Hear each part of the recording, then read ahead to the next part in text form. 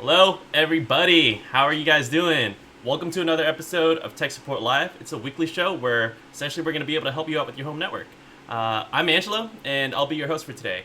I'm a senior interactive media specialist here at NETGEAR, so I manage the NETGEAR YouTube channel, the Nighthawk Gaming Twitch channel, and pretty much if you follow any of our social accounts, there's probably a chance I had my hand on it at some point of the process. So I'm going to go ahead and pass it back to the rest of the team here. So Ben, you're next in line. Hey, everybody, this is Ben Acevedo. I'm the Nighthawk Pro Gaming Brand Experience Manager, also known as Zardy Ben on Twitter. Follow me, and you can get inside information on Nighthawk Pro Gaming. As always, I'm here to answer your questions. I'm also here to, shoot down your dreams with the PS4. We love those questions. We love those questions on the PS4. We'll give them over to Michael. Hey, everyone. This is Michael. I'm Technical Marketing Manager, and I'm here in an undisclosed location right now and ready to help people with technical questions they have. Awesome. And are you getting some feedback from the lag in audio? Can you hear that, or you just hear me? I can hear you actually just okay. Okay. Yeah, Ben, Darren, let us know if you hear anything. No, sounds good. Sounds good. I always make sure that the YouTube is always muted, so that could also have a little bit of a delay. That's good. Sounds good. Perfect. And last, I'm Darren. I'm a tech support specialist and community moderator, and hopefully here to help with any of your tech questions. Cool. All right. Well, thank you guys for joining. Always appreciate the help here. And to everyone here who is new to the chat or new to the show, this is your time to ask us pretty much anything about your home network. So if you're looking to upgrade, if you have a NETGEAR product and you're looking to set it up, or you're trying to kill a dead spot somewhere, this is your time to pretty much ask questions. We start every Friday from 12 p.m. Pacific time to 2 p.m. Pacific time.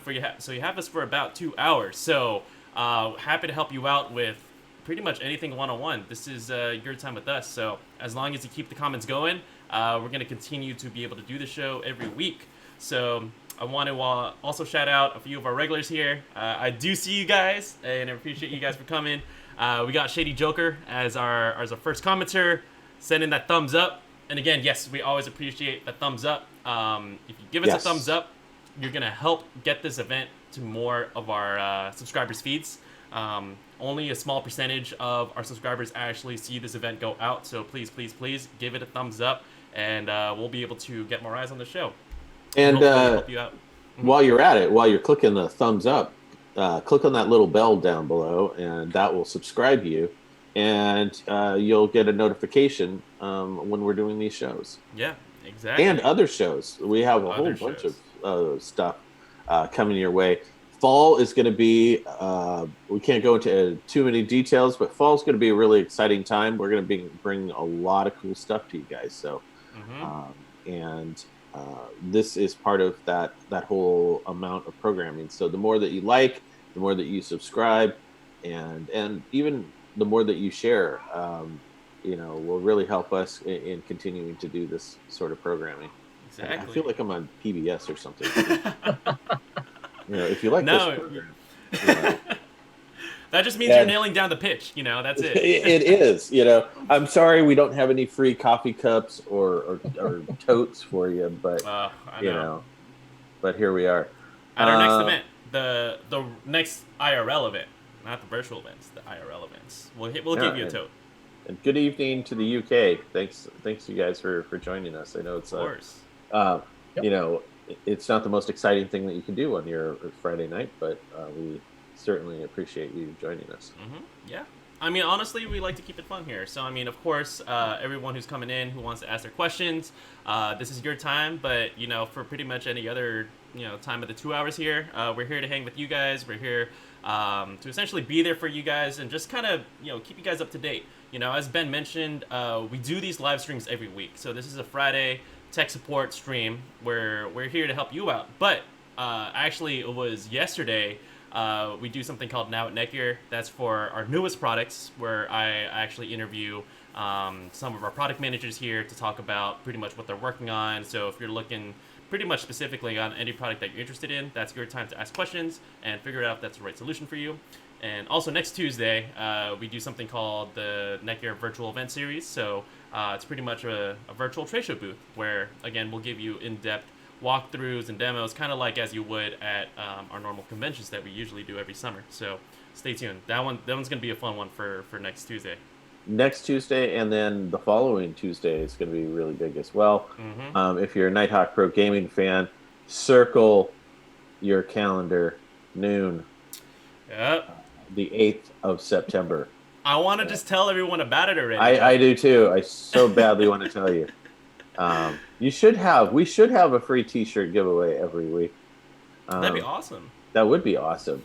Wait, I have the. I thought we were gonna give these ones away. These gray shirts. Oh, we have some. We have some? A box of those in the cage. I think we gotta. I'll be at the office next week, so hey, maybe we could sort a little something out. You know, especially for our returners. We'd love to see. And this is what, our 50th show. 50th, yeah. It seems like it. This is week by week streaming. It's. I mean, honestly, it's fun. It's like we're out here to kind of pretty much deliver value here, but we want to help you guys. Like, so that's the thing, especially when I'm hearing from RMA. So you're subscribed, but you didn't get an email. So pretty much what happens is that every time I post one of these live events, only a portion of our subscribers actually get notification. So like if I push it live, usually I get like a little notification on my wrist or to my phone. But yeah, I did not get a notification either, and I'm subscribed. It's like 10% or something. Yeah. Shady Joker says that he would like to, if he could win Darren's shirt, screen worn shirt. I don't know how Darren feels about that. It's a pretty old shirt now. Yeah, it is. It's Black Ops. Big announcement this week in the Call of Duty Cold War. Did you see the trailer or anything for that, Darren? I did. I don't know how Reagan's family likes the use of his character. Yeah, and I don't know about you, but in the group that I play with, a pretty solid group of about like 10 or players that kind of come in and go. A lot of people are like, Cold War. I don't want to go back to using weapons from the 40s, 50s, and 60s. You know, and then also a couple of people were like, well, you know, I'm tired of World War II. Just like keep it in modern warfare. And I'm just happy that it's not, you know, let's just say the last Black Ops kind of went even more sort of sci-fi than previously. I like modern warfare because it's kind of grounded. Black Ops gets kind of weird. You don't want aliens and zombies in your Call of Duty games? So I do love zombies. Call of Duty Zombies is probably one of the greatest modes out there. But I do like the battle royales. But yeah, it's going to be strange and interesting. We'll see how the response is for Cold War. I'm not really going to complain about it too much because my $79 is probably going to flop on it. I'll be a hypocrite in 3 months. Awesome. All right. I mean, hey, you know, we actually still don't have any questions yet. So everyone in the chat, please feel free. Even if you're new, like, you know, this is your time. It's up to you guys on pretty much what questions you want to get answered. I did get, so Dan, you came up with the idea. Dan wins a no prize for coming no up prize, which means that there's no prize. We should bring back that prize wheel. Maybe I'll pick that up at the office here. Yeah, pick it up at the office. And then we could give one away live. And RMA, I'm no longer gonna call you RMA. I'm gonna call you Mike. I'm gonna remember that. So, Mike, welcome to the show. Hopefully we'll be able to get you those notifications again as more people like the show. So now we do have a question coming in from Mike. And before we get into that, shout out Dave Garrett. You are sitting in the dark in the pouring rain watching from the UK. It's a very unique setting to watch the show in, but greetings from California. Please send us your rain. Yes, we desperately need it. We have wildfires like nobody's business. In fact, Michael is um, still evacuated, so a lot of Mm-hmm. people have uncertainty as to their homes and stuff like that. So we definitely need the rain. Yep, Mm-hmm. just one of the many refugees out here. Mm-hmm. Mm-hmm. So yeah, we're trying our best here. Of course, this is a crazy time for everyone, but we're gonna keep it fun here, keep it entertaining. So hopefully we'll be able to help some of you guys out. So let's get started. Let's Uh, let's let's go. let's do it, Mike. You're up first. So number one, I do remember. I think coming from uh, the Orbi stream actually. So we want to get you kind of set up with the hotspot connected with Orbi. I believe from the last time. So yes, you suggested using the MR1100 as modem only and RBR as the router, unchecking DHCP. Tried for 1.5 hours, didn't work. I rechecked the box the next day and got it installed in 30 minutes. All right. Well, great to hear that it works. But what are the benefits installing to have MR1100 act only as the router? Is it worth trying to uncheck the box and then try it again? All right. Michael, actually, I think we missed you on the last show, so I think Yep. we gained some ground here on the last time. So, first, Mike, I think this is really coming from our Orbi Live event. I believe that's the first time we actually met you. Yeah. I do remember you already have the hotspot and you already have the Orbi. Because otherwise, we would have loved to show you more about the LBR20, which is a product we just launched, which already has essentially the modem built into the router in terms of the SIM. LBR20, it's pretty much an all-in-one solution, but here, you just have it separate here. So, we were able to get it working for you, which is great, but I think that you're looking into the benefits of checking and unchecking DHCP. So Michael, Darren, I'm gonna actually kind of defer to you guys as to kind of the benefits of that setting. For me, I'm usually kind of hands off, but I know we're kind of in like a special predicament here, connecting a mobile hotspot to the router. Do you guys know anything about it? When you say unchecking the DHCP, is that on the MR1100? I Yeah, believe. yeah. This question was last week, and Yep. from what I was seeing in the manual, you have more experience actually using the device. He wants to hook an Orbi up as the main router, so I Yep. suggested unchecking DHCP and using it as just the modem, using the Orbi as the router. Okay. Yeah, you can do it. Basically, you're just turning it into pass through when you turn off the DHCP.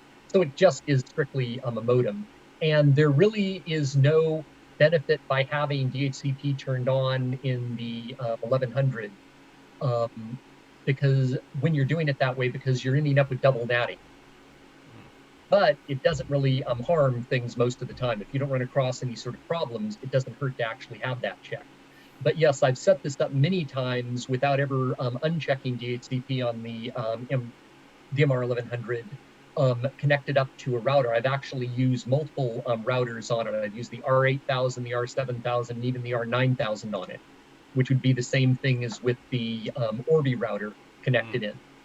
So there really isn't a benefit by turning DHCP back on, but if you have to have it on to take care of the problems that you were having with it, then I'd leave it on. Otherwise, leave it off. That way you're not worried about any program having problem with double natting.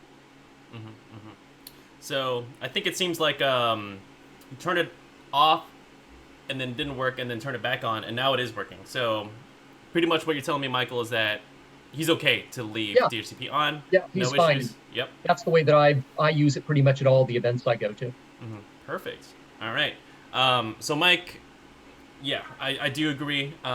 If it's working just fine, I like to kind of follow the mantra of, I think this is kind of like, you'll pick this up in every show, but if it ain't broke, don't fix it. So if it's working for you right now, and just pretty much kind of backing up off of Michael, it should be fine and good to go. So if it's working okay, then keep it running. And once you do have kind of any issue whatsoever here, please feel free to drop another follow up in the chat, which we just got. All right. So Mike, just because we have you on the line right now.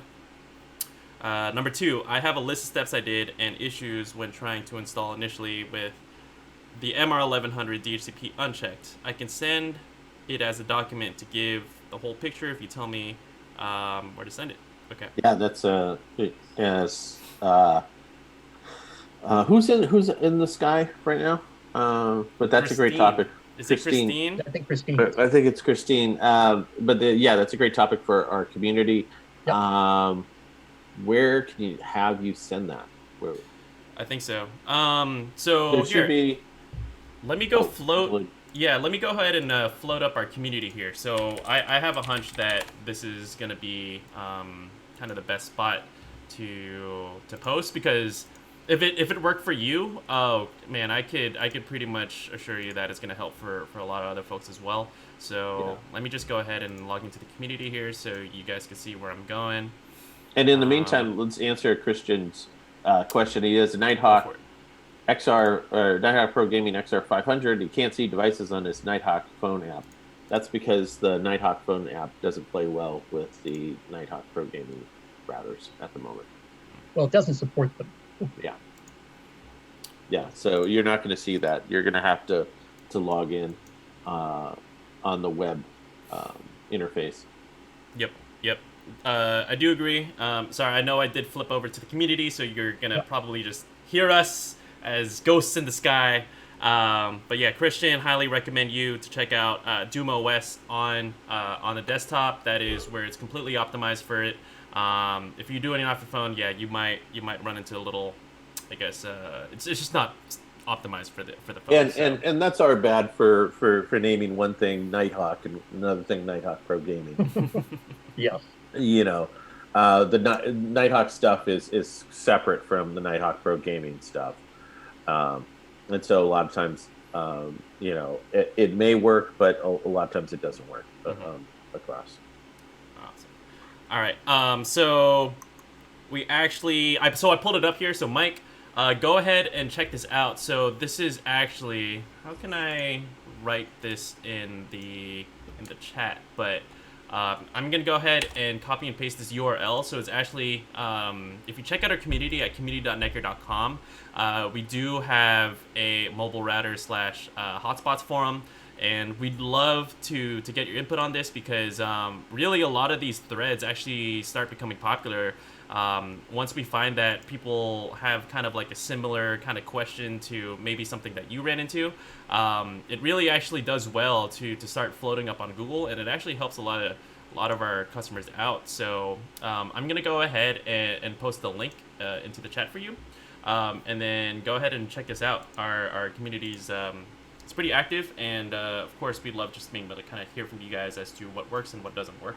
Just kind of helps us kind of make our products better too. And this is a really timely topic, since a lot of people are having to work from home. And the MR1100, is great. Its Wi-Fi is good for the same room. But if they're actually trying to use it in more of the home, attaching it to a more powerful router that has a more powerful signal is a great thing. So information like this that they have definitely be helpful. Perfect. Yep. Awesome. Thank you, Michael. And also thank you, Christine. You were about to, I was about to, what do I call it? Double post here. So thank you so much for being able to kind of cover the tracks here. Thank you. Awesome. All right. Let me just go ahead and I'll scroll up a little bit actually. I did want to go back up. So we got one from JV. Not a question. Just wanted to say thank you. Doing a full factory reset fixed my Orbi. Excellent. Of course. Awesome. Thanks. We love to hear it when you guys actually do come back. Sometimes, we love to kind of help you out, and then we're kind of like, how do you say this? We open up the cage, and now you're set free. And you know what? It's great when you guys come back, and even if it's just a thank you. So all of that really helps us out and keeps us going. Dantuma, I like to change my Wi-Fi names a lot. Cool. Question for all you guys, and everyone in the chat. Actually, yeah, how do you guys name your Wi-Fi? I just want to kind of sneak that out there. How do you name your Wi-Fi? We name it by the initials of our housemates. So it is ANAS for pretty much all of us here. So we got ANAS 2G and 5G and 5G 2. That's literally how we name our Wi-Fi. Mine is FBI Van 32. I like that. And that comes from a news article I read a number of years ago where a mobster in New York figured out that he was under surveillance because while looking for Wi-Fi, FBI Van 32 popped up. And you just took it. SSIDs. And so I was like, oh my God, that's funny. Man, I love a good cheeky Wi-Fi name. Yeah, and I lived in, I bought a house in a rougher area in Oakland, and so that was my my Wi-Fi there. So I just carried that kept people away, the undesirable. I've never I'll do a follow-up. I've never had anybody hijack on my Wi-Fi ever, and make sure that no one jinxes that. Yeah, you're out on the internet. How would you know? If they're really good, you'll never know. That's true. I have to say that I have hijacked from my neighbor's Yeah. Oh wow. Sounds like you need NETGEAR armor, Ben. I do. Everyone go ahead and check that out. All right. I want to go ahead and we got a question in coming from Richard Long asking, is there any way having the devices connected to my Orbi, which are acting as an access point for the XR500, to show as wireless devices in Device Manager in DOUMAOS? Wow. Ben. That's a deep question. That is. Is there a way of having devices connect to my Orbi, acting as an AP, to show as wireless devices in the Device Manager? It should pull through if all things are equal, shouldn't it, Michael? I would expect so, Orbi... but I haven't looked at the XR500 device mapping to see whether, because they're going through the Orbi, it'll treat everything with the same type as the Orbi itself, because it may not actually know that the wireless devices connected to the Orbi are actually wireless as opposed to wired. So the Orbi may be the endpoint that it's looking at and saying everything connected that must be wired in. But it does work with the extender, so things that are at the extender, connected to the extender, are then considered, part of the Wi-Fi. That's something that I haven't actually seen. We may actually have to investigate. You actually give it a try and find out, and then the engineering team know about it if it isn't actually showing him correct. Yeah, and the question, that's a great question, Richard. It's if he logs into the Orbi, does the devices show up on the device list under the Orbi as wireless, like they should? Yeah. So if you have an Orbi set up as an access point, you still have access to the Orbi app to manage the Orbi as an access point? No, probably not, because it's assigned a different IP address. He would have to manually use the new IP address of the Orbi, which he'd be able to see on the attached device list on the XR500. It would give that new IP address. He would throw that into his web browser. Then he can pull up the GUI for the Orbi and see the attached devices for it. Okay. Sorry, did we just kind of drill it down a little bit? What do we recommend as the first step? Well, I actually don't have a recommendation on it because I've never encountered this before, so we definitely would have to investigate it. I think that this is something that I would recommend you writing us with the, if you look in the description below, make sure that it has the hashtag stay connected, and we'll have to follow up. Yeah, you can access the Orbi via the app and see the attached devices as wireless devices. Yeah, it's just not showing up in the DOUMAOS device manager. So mainly because I don't think that was thought out as far as sort of daisy chaining your access points. But yeah, send us as much information as you can in an email, and we'll get it over to the Duma team. Yeah, I think that's it's good to kind of see if it's baked in already. Oh, Yeah. Michael's got to wave to the lights real quick. Sorry about that. We'll see him My when he comes time's up. Gotta go. There It you said go. so. Michael's got some automatic turning off sensor lights, so we'll be seeing this at least 3 more times during the show. I'm good for about 30 minutes. Boom! The countdown starts. All right. So Richard, I think you bring up a very it's a unique situation, but I think it's also a situation that could help us out as also in terms of like being able to pass on the word to our engineering teams, just make sure that it actually is baked in as a feature to be able to make sure, hey, you can see all these devices in DOUMAOS. So should we go to the NETGEAR team at netgear.com? Email Ben? You got your blessing? Yeah. Yep. And use hashtag stay connected just to that way we can. All right. So Yep. And I'm pretty sure that they haven't actually tested Orbi connected to the XR500. No, No. I don't think we've done anything like that. Yep. Yeah. So this looks like a very much an edge case, but there is some good news about edge cases. Edge cases usually have like some strange things that bleed over to everybody else. So Yep. we definitely want to investigate this a little bit further. Of course. So awesome. Sounds good. So actually, kind of like similar with Mike, Richard, you have an opportunity here to reach out to our team or pretty much reach out to our community team.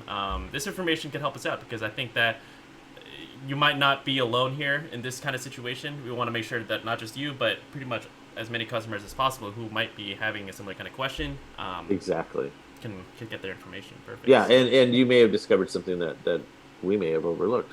Exactly. Sometimes we do that. Exactly. Awesome. It's not often, but how many of those T-shirts do we have? Because I actually think that Richard also put Right your here. address in there Right here. and your shirt size, because that deserves a T-shirt. These are beautiful, soft, Sorry, fitting shirts. I know you can't really see it through the sliver, but hey, we'll try to get you guys hooked up again. We want to, our office is pretty empty right now, so I'm pretty sure we could, figure something out here. All right. Okay. I just got the. Why did they do this? I just got your computer is scheduled for a reboot. Oh no. I got one too. And I can't get rid of it. It's on my screen. Oh no. You have we might lose you. Well, actually, we hope we don't lose you because everything is gonna go. It's gonna get messed up. All right, Mike. I took no action in respect to the message. Hey, Ben, you're gonna be the one shipping out the shirts, right? Yeah, we have to get. I think there's a couple in the gaming lounge. Still, I'll have to figure out like getting down to the office and getting it out. I think I can do it next week, hopefully. All right. Be careful. You're gonna have to start sending out your real email for everyone to contact you. Oh no. All right. We'll continue the shirt conversation. We're gonna be back in the office next week, so please keep coming back and keep pestering us because that's your way to get a shirt. All right. I want to go back up a little bit, and we got a question coming in from Lala. So they're asking, I have a NETGEAR cable modem CM1000 from 3 years ago. Should I replace and get an updated one, or is there one? Is there a new one? Yes, there are. And the answer is it really depends.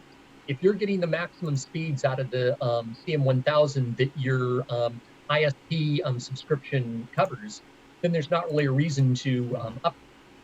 If you're not getting those speeds, then it is worth upgrading, because if you go from the CM1000 to the CM1100 and above, then you're going from Docsis 3.0 to 3.1. And Docsis 3.1 is faster, but your ISP has to support it, which almost all of them do unless you're in one of the rural ISPs. And you need a service plan that actually requires that fastest speed. For instance, where I live, my plan gives me 150 megabits down. and I'm using the CM1000, Oh wow. and I'm getting about 175 out of that. Mm-hmm. So I'm getting more than my plan, but going from that to an even faster modem really wouldn't help because I'm already getting my plan plus. Gotcha. Because I'm trying to even compare here. Is the only modem that we have kind of above the CM1000? That's the CM1200, is it? Right. Right. Well, there's a CM1100. Oh, the CM1100 as well. CM1200. Yeah. Gotcha. So, yeah, I mean, pretty much right off the bat, I do agree with Michael here. If it's working well for you, 3 years is, you know, probably like the middle of kind of like the life of the product, I would say. And I think, correct me if I'm wrong, the CM1000, is that already Docsis 3.1? No, that's 3.0. That's 3.0. Okay. Yeah. Let me check here. All right. So, I mean, in that case, that's kind of the question we would toss back at you. If it's worth it to upgrade from Docsis 3.0 to 3.1. If you're already getting like the full speed you're getting out of your plan, hey, you know, again, I'm gonna echo my mantra: if it ain't broke, don't fix it. And of course, we're here to give you guys personalized help. We're not just gonna tell you, yes, go buy the most expensive thing we have on our website. Of course, it's not everything's a one size fits all. You know, we want to kind of hear, hey, so Lala, if you're seeing kind of like a discrepancy in what you're paying for and what you're actually receiving, hey, yeah, let's look into if Docsis 3.1 is gonna be beneficial to you. But hey, let's say you are paying for kind of like Michael, right, 150 megabits per second, and you're getting 150 megabits per second. You know, I would say you could stick with it. So Lala, you got us for pretty much an hour and 20 minutes here. Please let us know any follow-ups. My question back to you, are you getting the full speeds? I don't know if there's any other questions to toss back. But you're missing the best sales pitch. You know, after 3 years, it's got a lot of dust on it. Obviously, you want to get rid of it and get something nice and shiny in it.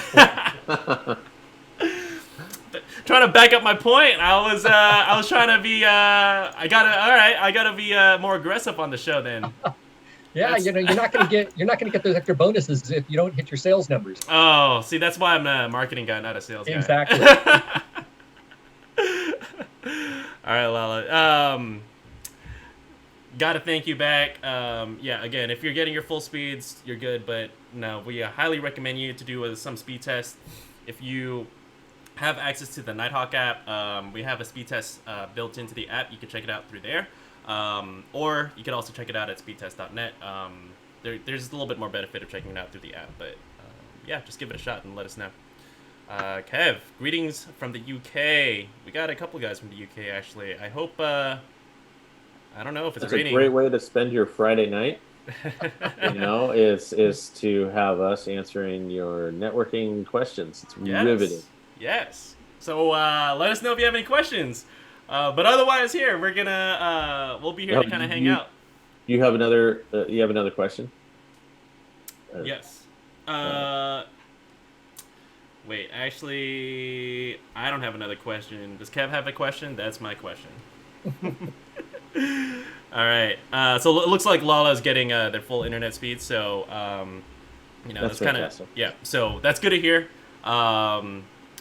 Pretty much on the show, if you weren't reaching your full speeds, we would have, you know, taken the time out to make sure that you are reaching them. But again, check out. I think in the end, check out the benefits of Docsis 3.1. That is the move. Kind of similar as we're pretty much moving everyone to Wi-Fi 6, Docsis 3.1. That's just kind of the latest and greatest technology here. If you really want to get the most full speeds, especially if you guys are getting faster options from your ISPs. Like for example, I just recently got gigabit, so you know I want to make sure that I have a product to support that. So awesome. All right. Ooh, greetings from Kuwait. That's awesome. Kantari, I think it's the first time we're seeing you here. Hey Ben, we got your favorite question. Fantastic. What do we got? When is DOUMAOS for the XR700 going to be released? We're currently in the beta for the 500. Once the beta for the 500 is done, we'll proceed to work on the 700 and the 300 respectfully. And I don't have a hard date on that, but it will be hopefully not as long as it's taken us to do the 500. So I would highly encourage you. We have a live event coming up. We're gonna pretty much update everyone on the status of DOUMAOS 3.0. Ben, when did you say that was coming up? I think I said the 8th of September.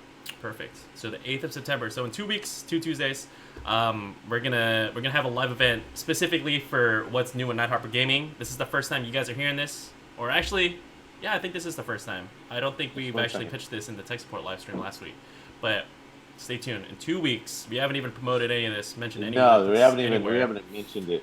It's gonna be a big event. So it's a big deal. So if you are a follower of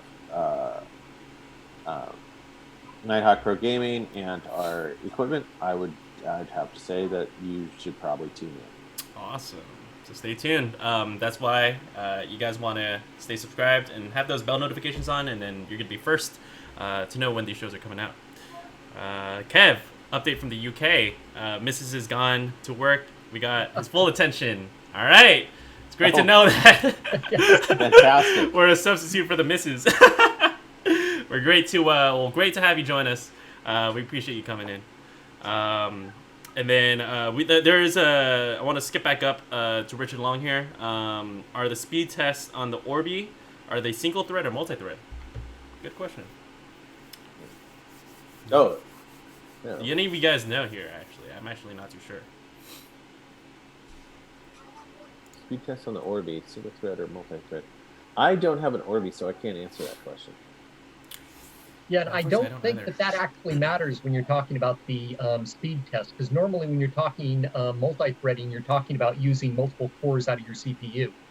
And a speed test wouldn't even max out a single core on CPU. It's just testing the maximum throughput speeds on your network cable out to the internet. So I'm not sure what, how they've actually got it coded, but I don't believe that it would benefit from being multi-threaded. Yeah, I do agree. Yeah, that's really, when it comes to CPUs, that's where I am most familiar with single thread versus multi-thread. Just to kind of shoot you guys back a question here, and I touched on it a little bit, but what is the benefit of running a speed test through the Nighthawk or Orbi app versus doing it through any other speed test service that you find online? Yeah, easy answer to that one. When you run the speed test through the Nighthawk or Orbi app, that's actually initiating a speed test from your router out to the internet. So it's telling you what is the maximum speed that your house is getting from the internet to your router. That doesn't mean that it's the same speed that your wireless device is going to be getting, because that's actually using your Wi-Fi to your router, then from the router out to the internet. So if you run the test off of the apps, the Orbi or the Nighthawk, that'll tell you what's the actual speed you're getting from the your ISP. And then if you run another speed test like speedtest.net on a client, that would be telling you what's the maximum speed the client is getting going out to the internet. So any minuses it's getting off of the Wi-Fi will be reflected within that speed test. Awesome. Thank you, Michael. I appreciate that. I just kind of wanted to get a little bit more information out to kind of you guys as to, hey, how does it actually work? Because honestly, that's something that I don't even think I knew until we did these tech support streams. Yeah, that's why you'll get a different number on the app versus, let's say, from like when I do speedtest.net, my phone is gonna spit me out a different number than it is gonna be on my laptop. My laptop is Wi-Fi 5, my phone is Wi-Fi 6. So, that's just kind of like that pure example of what it's like when you're just running it from your client. But I highly recommend it. Also, a tech tip: if you're running something like speedtest.net, it'll randomly choose a provider that it can test against. And it doesn't always test against the best provider. So you can get different numbers depending on what company that it's testing its speed through. So it's always recommended, if you can, to choose a server that is actually from your ISP. For instance, I have Comcast. And when I go to run the speed test, in the drop-down list, I can actually choose Comcast to test against. If you can't do that, then choose a service provider that's close enough to you, a server that you're going to get the least amount of latency on it. Because the numbers can vary tremendously. And as a fun example, I went and ran a speed test on my machine at home back when I used to be able to be at my home. And I couldn't figure out why the number was only about 50 or 60 megabits. And then I realized it was because I had NordVPN turned on, and it was actually redirecting me to Nebraska before it then went to a server to actually ping against, which is the reason why it was so slow. As soon as I turned off the VPN, so I was going direct instead of being tunneled all the way over somewhere in Nebraska, my speed went right back up. Makes So sense. there's a lot of things that can affect your speed. You want to make sure, you know, the numbers aren't being limited by other things that are happening. Like someone else in your house is streaming a 4K movie while you're running the speed test, because they're already eating up some of your bandwidth right there. Makes sense. Makes sense. Awesome. No, that's super helpful. Because I know that we do get a lot of questions here. Like sometimes, you know, some folks would be like, "Hey, why is the speed test like faster in the morning than in the mid-afternoon?" Right. You know, there's a lot of other factors here. So highly recommend pretty much everyone here who, you know, especially when we're getting questions about the app, just highly encourage you to check out the app. Nighthawk or Orbi should be compatible with most of the products that we have out, available on the NETGEAR store. So a lot of things to play with, but the speed test, yeah, there's a lot more depth in there than I really thought. Yep. Yep. Awesome. I'll be back in just 1 second. All right. We're gonna have like 30-minute breaks with y'all disappearing. All right. So, got a follow-up from Mike here. We got my original 3 MR1100 networks are still showing. So, plus 2 Orbi networks when I scan to reconnect Wi-Fi. So, yeah, this is coming in from leaving DHCP unchecked. Should I leave all of these intact? Michael, I'm going to have to defer to you one more time here. Yeah, I don't see any reason why you shouldn't leave those intact. I'd like to know a little bit more about what he's worrying about on why he would need to make a change. Because if it's working fine, then yeah, there's no problem leaving those intact. Yep. I think I could kind of see one benefit of, like, you know, some people like to have kind of like that one Wi-Fi name kind of situation, especially when you are with Orbi. So it's my thinking here that, yeah, you despite having these Wi-Fi networks on, and kind of like from what you were mentioning, Michael, there shouldn't be like a performance decrease due to the fact that you do still have the DHCP unchecked. So this is kind of where we would come in. Hey, those speed tests, check it out, right? Encourage you guys to check it out on the app. And if you're not happy with your performance here, then we would kind of be able to kind of like diagnose it. But in terms of any performance issues whatsoever, you shouldn't hit any of that. So if there is that one convenience of getting things under one Wi-Fi name, let us know if that's your goal here. We'll probably be able to help you out. But really, no harm in leaving those open. All right. Oh, sorry. DHCP is checked. Sorry. Yes. So, yeah, Orbi literature promotes the benefit of having only one network for everything. So, yes, that is the big benefit coming in from Orbi. I would say, though, that is technically through what I would call a little bit more of kind of like a traditional topology, where you have your modem, which isn't usually, unless you have a gateway, usually doesn't have a Wi-Fi name coming out of it. And then if you just simply hook up your Orbi to, let's say, a traditional like standalone cable modem, you will only get one Wi-Fi name out of that Orbi. But since you do have DHCP checked, you will have Wi-Fi coming in from your hotspot. You will have Wi-Fi coming in from Orbi, and that's why you're seeing multiple names. So it's just because you have a mobile hotspot here. That's kind of where I'm seeing that. But again, there should be no performance decrease with that. Is that only exclusive to the mobile side, Michael? Because I know usually I try not to get double net for any other customers. Right, but... and normally if you turn off the HCP, that shouldn't actually turn off the Wi-Fi, but that should turn off the hotspot giving out an IP address through the LAN port, which also might be the reason why he was ending up having to keep that checked. Because with the Orbi plugged in, the hotspot wasn't giving it an IP address across his WAN port. But as far as the Wi-Fi coming off of the MR1100, I'd have to go back in to see whether or not you can turn the Wi-Fi itself off. But you may not be able to because it also has the cellular connection in there. Yeah. Just have to check. But as you mentioned, it shouldn't affect anything unless you're in a heavily dense Wi-Fi congested area. Having a couple of extra Wi-Fi names out there coming off of his MR1100 isn't going to affect the speeds on his Orbi. It shouldn't matter at all. And he can just use the Orbi as his main Wi-Fi to connect to. And it actually doesn't always hurt having those other Wi-Fi names, because if for some reason you're having problems with your Orbi Wi-Fi, you can quickly connect over to the Wi-Fi on the hotspot to make sure that your internet connection is still good. And that's one additional diagnosis before you actually have to start digging in to figure out, is it the whole network that's gone bad, or is there something wrong with your Orbi? So there's benefit to even having that on. Yeah, awesome. Yeah, no, I highly agree. Thank you again for all that information, Michael. Super helpful. Yeah, I do agree. I think it's just, Mike, you got a little bit of an interesting situation here running a modem through a mobile hotspot. So, you're going to kind of run into these extra factors in here.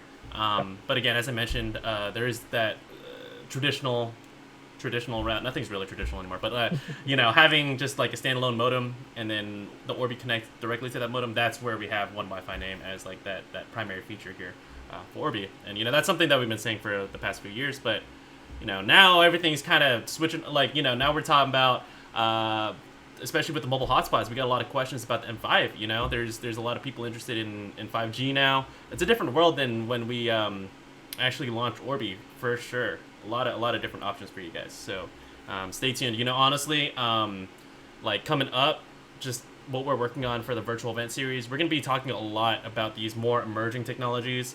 So stay tuned for an event on mobile. Stay tuned for pretty much more information on what the future of Wi-Fi 6 is looking like.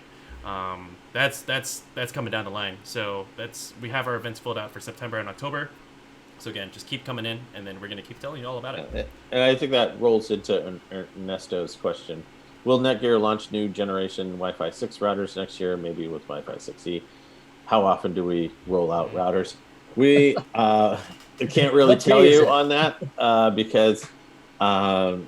Slugworth that works at the other router companies would be listening in, and they're coming out with their new everlasting gobstopper router on this date or this date. So we kind of keep that as a secret, but I can tell you in general, we roll out technology all of the time.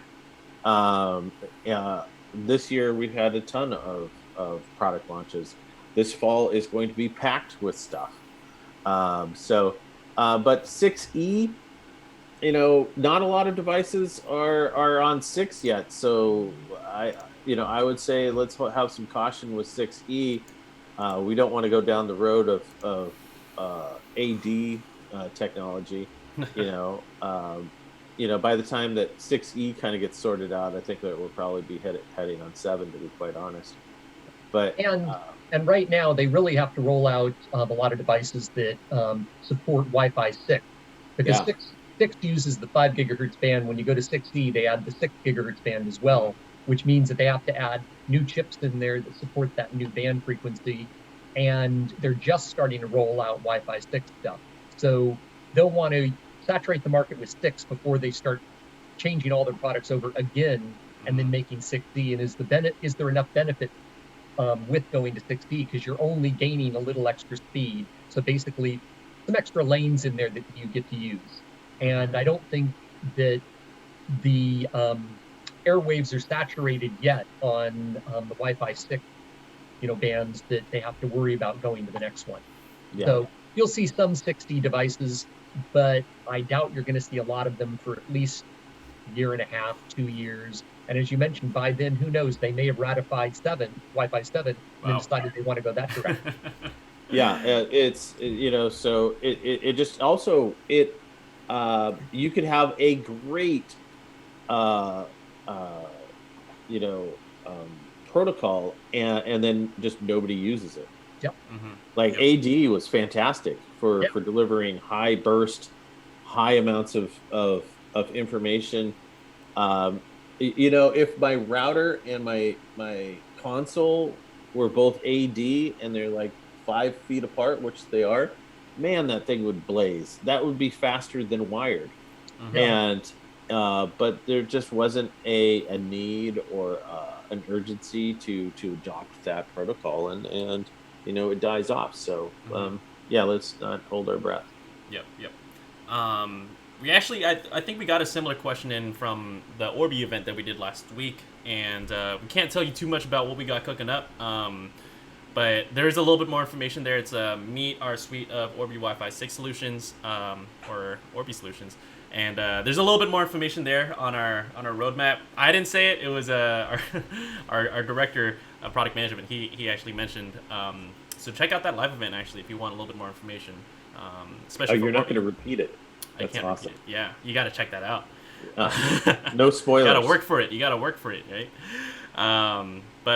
Yeah, to comment on how often do we roll out new routers, I would actually say CES. This is on the record, right? Like, stay tuned for CES. I know it's virtual this year, but January is usually kind of like our biggest time to announce the biggest updates come into our router lineup, or pretty much our whole product lineup for the rest of the year. So January 2021, like literally that first week, we're probably going to roll out something huge for that. So in a few months, we'll have something really cool for you guys. But yeah, Ben, you're right on 6E. We're still barely getting into Wi-Fi 6, so honestly, like, just start upgrading your Wi-Fi 6 devices, or sorry, your devices to Wi-Fi 6. Like, I think really when it gets down, it's only my phone and my laptop that's the only thing. Hamid has a question. Get Wi-Fi 6 now or wait for 7? 7 isn't even in existence. It's a magical unicorn at this point in time. It hasn't even been ratified or even thought through yet. So I would strongly recommend getting to Wi-Fi 6. I'm about to make that jump. It's just with all the devices that you have, the Internet of Things, there's it just makes the connections just so much smoother because there's more space that you can and it can hold more devices, and everything is now hooked up to the internet. You get a basket of fruit, it probably has some sort of tracking as well. It's crazy how much stuff. Yep. Chances of next gen consoles using Wi-Fi 6. I think that they haven't announced that, but I think that there is a possibility. I don't know. I'm not gonna totally speculate, but Xbox seems to be very interested in networking with their Xbox Live and their multiplayer. PlayStation has never really been, it always feels like it's an add-on. So I wouldn't expect that to happen quite quickly, but let's hope. Maybe both this next generation comes out as 5, and then the Pro version comes out with Wi-Fi 6. So Microsoft, they got cloud. They're invested in the cloud, right? They're the cloud gaming. Yep. A lot of stuff. So you would think they would be pretty good about it. I would pretty much imagine that they probably, but this is speculation at this point in time. I have no idea. I can look at some tea leaves and give you probably about as good of an answer. So yeah, I would love to just be able to take the blueprints of all the next gen consoles. I'm optimistic, but our guess is pretty much as good as yours. It would be pretty logical if it were Wi-Fi 6. More and more, I would just say, no matter what you're looking into, consoles, smartphones, laptops, just make sure it does support that Wi-Fi 6 standard. Like for me, I personally probably wouldn't even buy a laptop that doesn't connect to it yet. So, or doesn't connect to Wi-Fi 6. So I don't know. That's just my personal thought on that. I wanted to scroll up a little bit. I think I wanted to address Shady Joker here about like 15 minutes ago. Are you gonna play any multiplayer games on Twitch soon? We have played some multiplayer games. We're actually I'm waiting for I wanted to do the stream with Remnant today. So stay tuned for that. We might push it out a week if it gets a little bit tight. It's been a busy week here. But stay tuned. So Remnant is actually a game with our partner at Perfect World Entertainment. So they make a lot of MMORPGs, and they had a sleeper hit actually. It's called Remnant from the Ashes. It's a really cool game. Yeah, it's actually probably one of the coolest that they've probably sent over. And it has honestly super crazy high reviews. It's cool in the way that it's kind of like Dark Souls, but everything is pretty much made. What do you call that? It's made through AI. What do you call that? Oh, procedurally generated. Yeah, it's procedurally generated. I couldn't remember yeah, that. it's all right. Wow, my nerd in me is disappointed.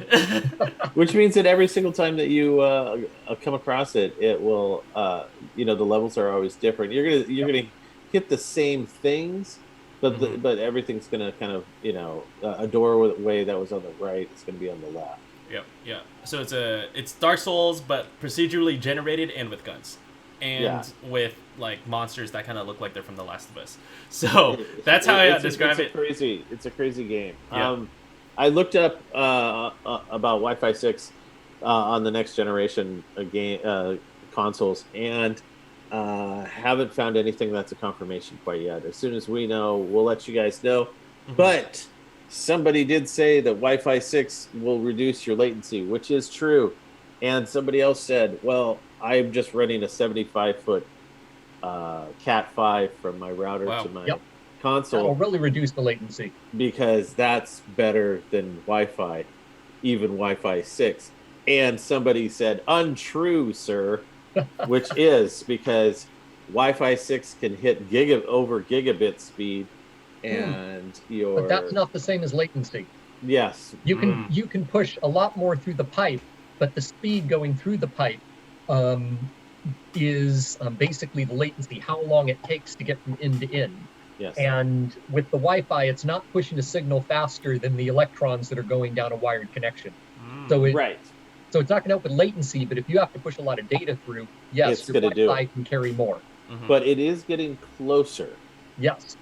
And so that old age adage of wired is better, I honestly think that wired is better is only going to hold up for the next couple of years. I think that we're going to hit the point where wired is going to be limited by physics. I don't know. My 10 gig connection at home is working pretty darn well being wired. I don't have these fancy cables though, and I don't. Yeah, exactly. My router is up the floor. I would love to be wired. Laboratory. Yeah, we all need a lab like Michael's. That's pretty much all we're saying. Michael gets no lag. Oh yeah, of course. Okay, so we got Dan. Here's a quick picture of the lab. It'll be up for a couple of seconds, and they'll see it. Oh, there you go. There you go. You said those are old toys, though. Most of those are old toys. There's a few relatively new, but mostly old. Actually, I didn't even put a zoom background for today. It's okay. Wow. I went with Solidarity for the space background. Go back to Skater XL. It's close enough. All right. So sorry. I'm kind of back and forth here on the chat. I just want to make sure that no one here actually got missed. So sorry. So Shady Joker, I wanted to just shout out Remnant just because. Stay tuned for that. That's a Twitch stream where we're going to be actually giving away that game along with the DLC pack that just got announced. That's a great pickup. Yeah. It's total sleeper hit of the year. Great game, hard. Definitely one of the hardest games I've played. But there's some good rewards with it.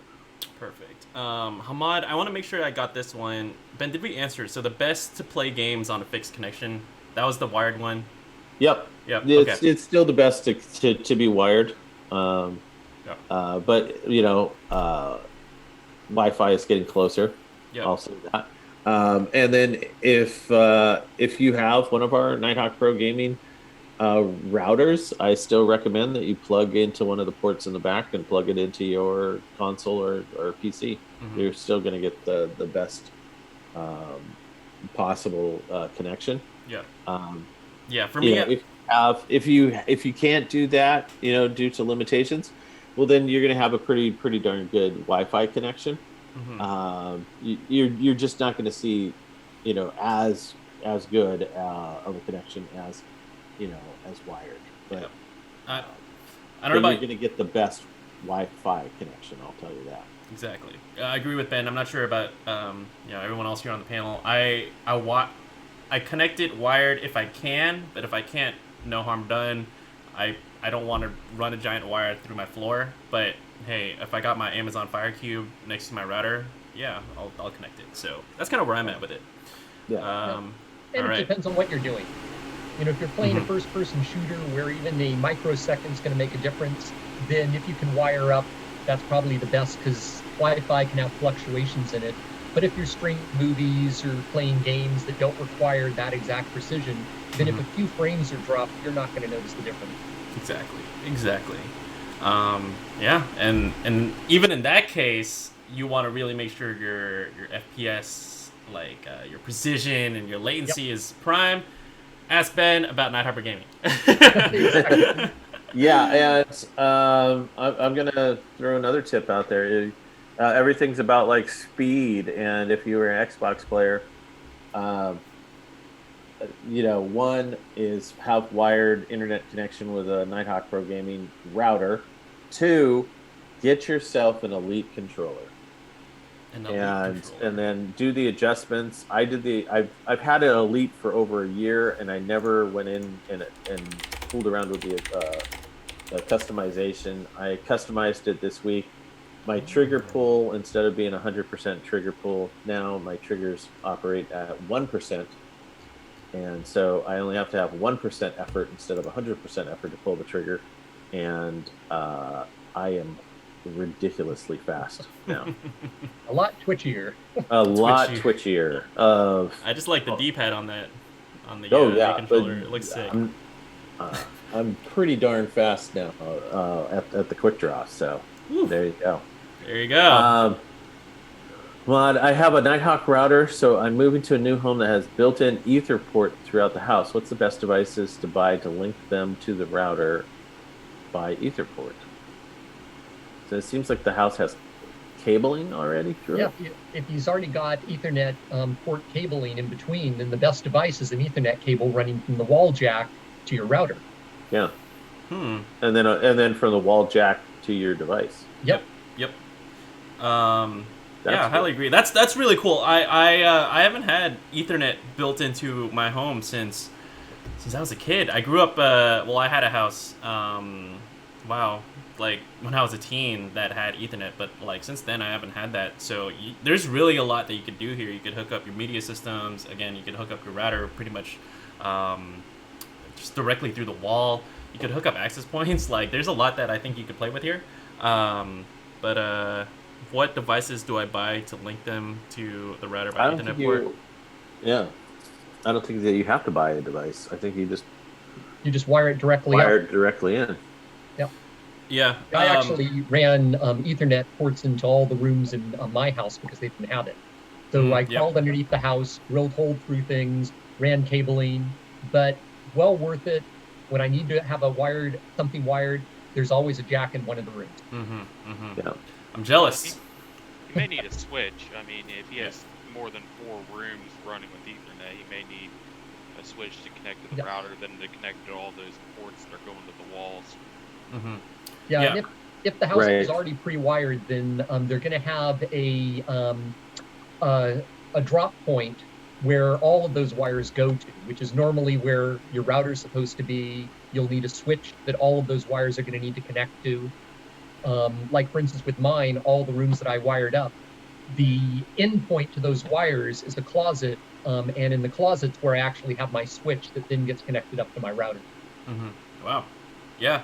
I was about to echo that, so thank you, Darren. On the Switch, so yeah, I'm imagining if you got like a smart TV in like your living room, and you got like the Amazon Fire Cube, you have a game console. That's where I would actually consider a Switch. So you could just essentially go from the wall to the Switch, and then connect all your devices into that Switch. Yep. And something unmanaged plug and play. We got a lot of them on our website.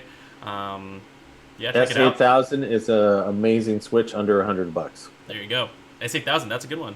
I didn't even know it That's was a under 100 fantastic bucks. one. Yeah. And always make sure that when you're buying this switch, buy a switch that has at least 2 or 3 more ports than you think that you actually need, because you're always going to find that you're going to need more ports in the future. And having to buy a whole new switch just to get a couple extra ports, it's worth spending the extra money just to get a bigger switch than, say, the 4-port or 5-port switches, which are the really low-cost switches. Mm-hmm. Yep. Yep. No, I do agree. Yeah, and I think the 8000 has what, 8 or 10? I think it has 8. 8. Yeah. Here, let me just because I feel like sometimes we say model numbers, and we work here for so long every day. I want to make sure that you guys know what we're talking about here. I'm gonna flip it up for a quick second here. Oh yeah, definitely. But this is the S8000 that we're talking about. So this is under $100. That's actually really, really, really solid. So yeah, if you count here, that's about 8 ports. It's RGB. Yeah. Which is it's made out of. if you like that. It's made out of SX10. space age aircraft aluminum. Thing is amazing. Yep. And I believe this one's managed. So yeah, it has a managed inside, but you don't actually have to. I mean, you could just. Yeah, it'll plug and play if you need, but it does have a GUI. So if you guys don't know, managed versus unmanaged. Unmanaged is plug and play. There's no software built in. Managed, you can manage it. So it has a GUI where you could set QoS, which is you could prioritize different devices here, and I think it'll give you some pretty cool data sets actually, just to make sure that you're getting the optimal connection here. So we could maybe we could go ahead and send a. Oh yeah, thank you, Christine. Sent a link without you beat me to the punch. Appreciate that. But it's a great switch. I've used it before. I have its bigger Billy Goat rough. I have the SX10, but the 8000 is a fantastic product. I highly recommend it. It is actually in the history of Ooh, yeah. There you go. In the it helps to be in my lab. In the history of NETGEAR Pro Gaming, the S8000 is actually the first product. If you really want to think about it. Oh yeah, that's true. Yep, I remember because it was our first gaming. Mm-hmm. Yep, and it was I remember the SMB team, our business team. They actually made that one before NPG actually existed. So I wanted to scroll up a little bit. I want to make sure that we didn't miss anything here. I forgot if we actually answered this, but we got something from Hamad asking any good VPN to use on their router. This was actually about 25 minutes ago at this point, but I want to make sure we answer this one. Yeah. Because I'm interested. I don't actually have a VPN, so Ben, Michael, Darren. There's a few out there. I kind of gravitated towards stuff that uses Open VPN. But there's. I don't know. I think it's more of a personal preference. Mm-hmm. So most of them should work similar, a VPN service. Very should similar. Work theoretically as kind of any other service. But what are the differences? It depends if you're looking for one that works directly on the router, or with the router, like OpenVPN on our XR700.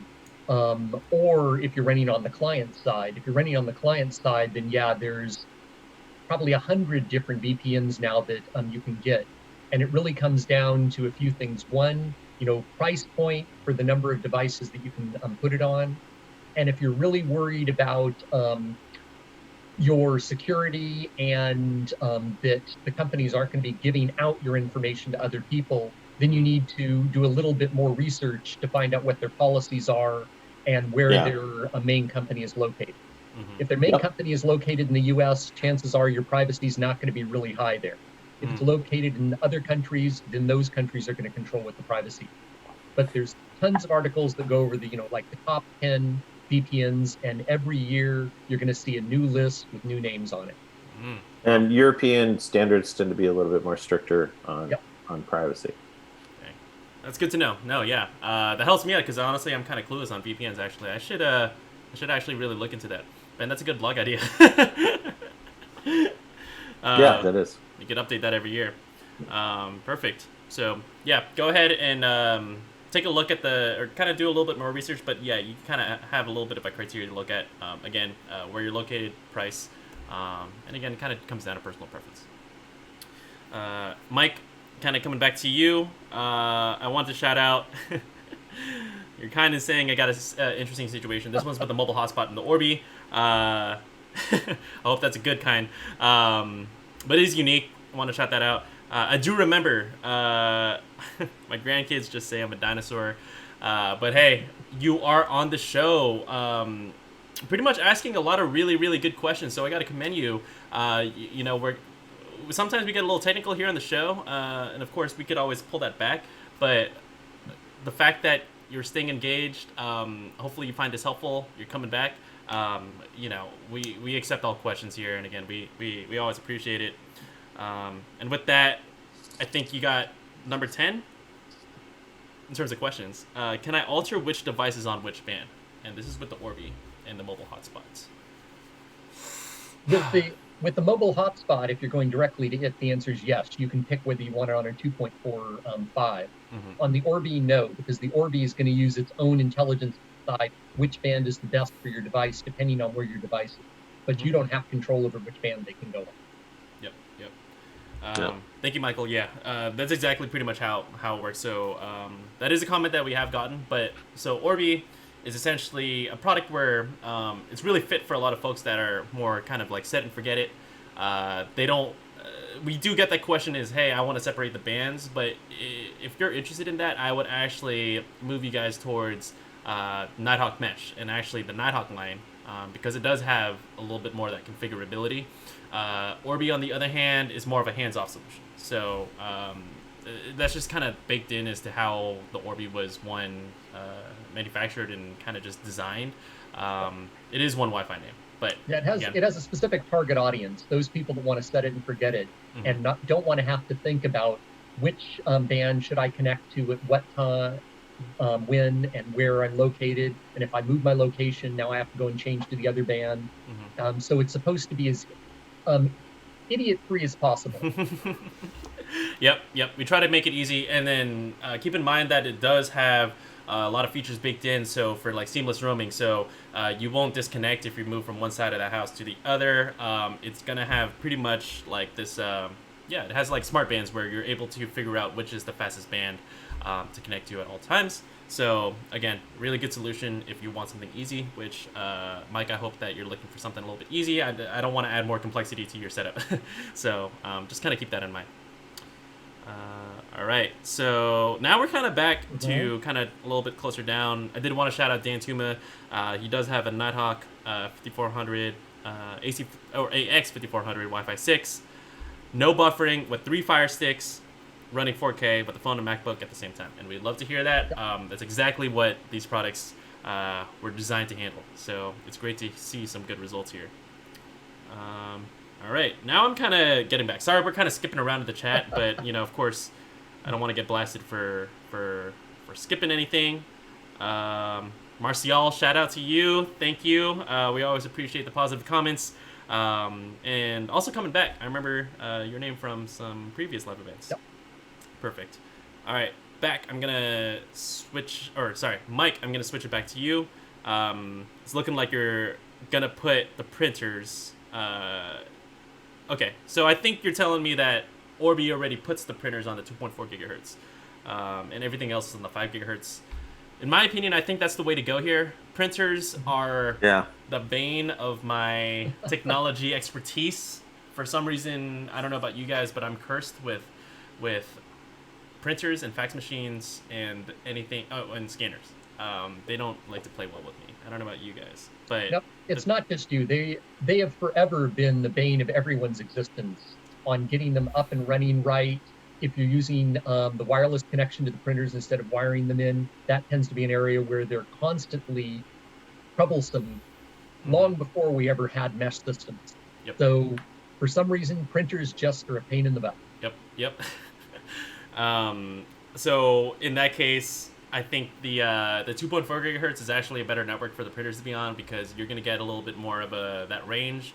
5 gigahertz. I always encourage everyone out there put things like your laptops, your smartphones on the 5 gigahertz. It's gonna it's gonna benefit a lot more from that increased bandwidth and speed. Like especially if you're like Netflix streaming or gaming, you're gonna get those faster speeds. But 2.4, it's a little bit more of a legacy network, a little bit more congested, but it has that bigger range. So things like your printers doesn't need the super mega bandwidth that your Netflix needs. It just needs to connect, and they should actually play better on that band. Perfect. Amen from Mike. Awesome. Awesome. All right, I'm gonna scroll up just to make sure I didn't miss anything here. And I think we're back. So DJ G-Boy, will Orbi Wi-Fi 6 ever get parental control features? We actually mentioned so. Yeah, we hope so. But we actually mentioned that a little bit on the Orbi event. A lot of good information on there. I want to just like write it all down in a script and like put it in the chat. But we asked those questions to Belave, and he answered them actually more than I thought we would. So it's good to see that I think we're opening up a little bit. But highly recommend you check that event. As of right now, I personally can't say anything. I don't want to get in trouble. But check out that live event. I think there's a lot of exclusive information out there. We'll keep it on the DL for now. Yep. All right.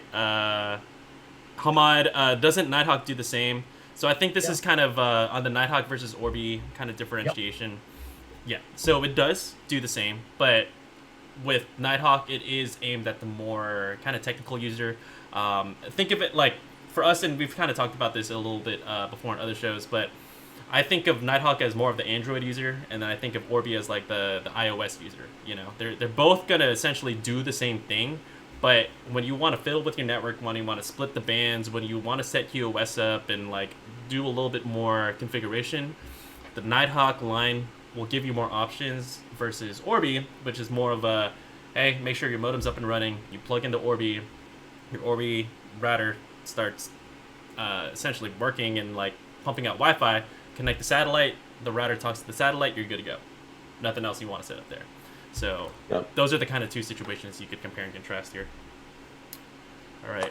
David has an interesting comment. He said, "You guys are awesome. Thank you. I work in tech support for a major ISP. You provide useful information that helps me in my job." And that is amazing and awesome, because the more that we can help you guys out, the more that it helps us out, and it helps just regular customers, because a lot of times there's information that doesn't get across to you or from us. There just has to be better communication there. So fantastic. No, I really appreciate that, David. I think this is the first time I'm seeing your comment here. I would love it if we're all friends here. To the ISPs. But it's good to know that you are getting some useful information. And again, feel free to drop a comment and say what's up. I'm sure you guys have a lot that we could benefit from too as well. Dirty electricity is and I have heard of this. I haven't. That's interesting. I deal with it. Yes, and it is a real thing. It's a bane when it comes to recording, because any sort of amplified electronic, like amplifiers, will pick up that, and you end up getting 60-cycle hums, feedback. You could pick up radio stations.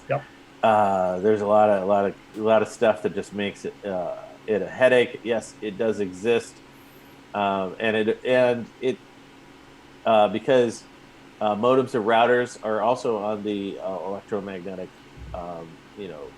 using electromagnetic radio waves, and that sort of thing. It's going to affect that as well. And you can also get down to just the electricity itself that's coming through on the line. There's a couple of things that can make it, sort of dirty electricity. One of them is that it's not keeping at an even proper wavelength cycle. So it's not staying exactly at 60 hertz. It's floating up and floating down a little bit. And you'll get that, for instance, if you buy a home generator. Yep. And if it doesn't actually have a the equivalent like a rectifier in there to clean up the signal coming through, then the electrical signal, the waveform in there is going to vary up and down, and that can be very bad for electronics. And in fact, if you try plugging a generator into your standard home UPS, the small ones that connect up to your computers, things like that, the UPS will not accept the electrical current coming out of your generator because it's too dirty. Wow. The other sort of dirty electricity is that, especially with a lot of old home wiring, Yep. is you don't have a nice smooth curve to your current flow. There's a lot of additional noise that's added in. And so instead of it being a nice curve, it ends up being sort of a jaggy thing up and down. And most electronics now, integrated circuits, they're working with microamps of current going through them. And when there's changes in that, it can actually affect them. And if there's any faulty components or components that are even beginning to go faulty, that sort of thing can exacerbate it and make them die faster. Wow. I didn't know this. So you're telling me dirty electricity is kind of like from like poor wiring or old generators? Well, poor wiring, dirty. having bad things plugged into your wiring. Like if you had a toaster that was going bad and you plugged it in, you turned the thing on, it can put feedback back into the line, basically noise that turns into, it makes the electrical current in there dirtier because there's a lot of noise on it. Wow.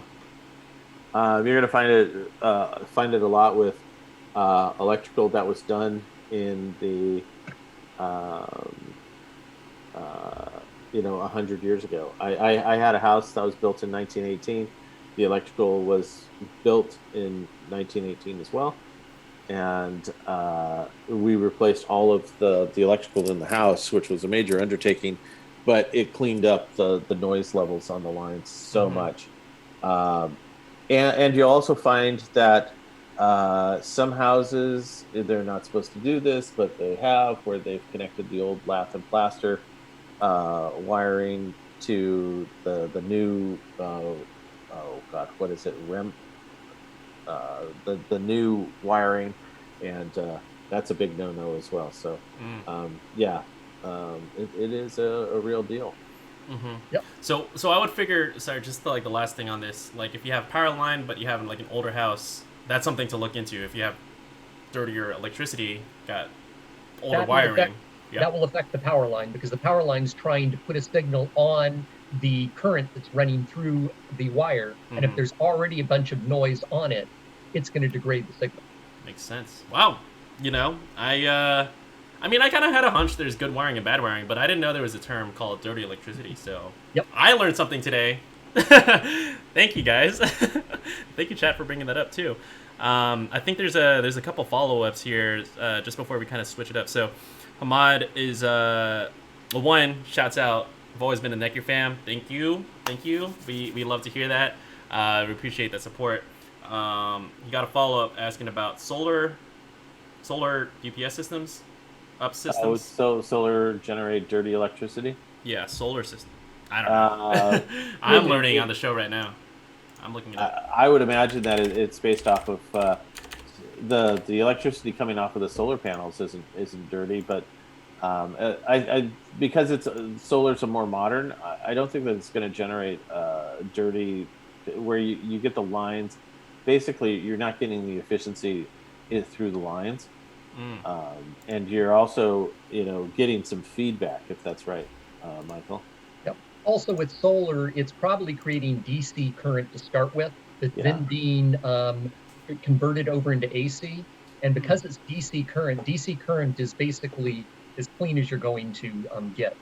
Wow. And with solar, no, you wouldn't have to worry about that. But any sort of cleaning that needs to be done is going to happen when it's changing from the solar and converting it over into the AC power. So whatever you're getting off of that is going to be a nice clean waveform. It's mainly gas generators and things like that where you get a lot of the dirty power being created. And you can buy ones that will actually clean it, so it puts out nice clean power, but they obviously cost a lot more to get that extra feature. But with your solar panels, you shouldn't have that problem. Mm-hmm. Yep. Mm-hmm. Great. So just kind of coming from that, I literally just looked this up. So solar UPS, uninterrupted power supply, which I think that's what that means. Yep. Shouldn't have any issue whatsoever with dirty electricity, since that is your cleanest kind of source, which is the DC connection. Well, if you're talking about a UPS, Mm-hmm. the power coming out of the UPS is coming off of its battery. Mm-hmm. So you're getting nice and clean power. But if you're trying to charge your UPS, that's where the dirty electricity is a problem. Oh. Because the UPS doesn't like dirty electricity. If it's too much off of a clean waveform, it'll say, sorry, we can't use this. Mm-hmm. And so you'll see you plug it into, like with my generator at home, and it still stays on battery power because it says, sorry, we can't use the power that's coming in. You can get UPSs that'll clean up that power before it pushes it over to the battery to charge it and run it out. But once again, you've got to spend more money. But for the general stuff you're getting, no, it wants a nice clean waveform coming in. Gotcha. Yep. I And, learned something very new today. and Places and Spaces 35 did mention that dirty electricity can also be generated from neighbors' homes as they learn.